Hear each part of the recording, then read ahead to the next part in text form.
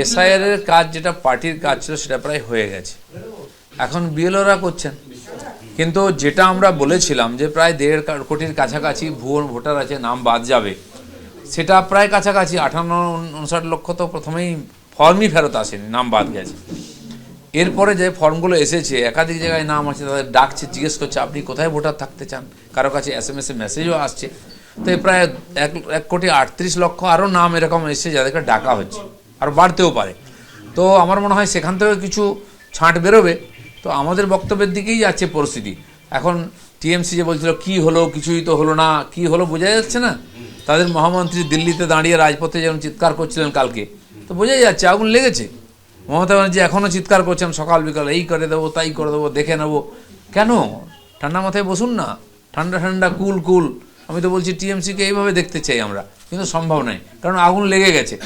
এই যে 1-1.5 কোটি নাম যদি বাইনাস হয়, তো টিএমসি থাকবে কোথায়? আর এটা যে সত্য কথা, তথ্যই তার প্রমাণ দিচ্ছে।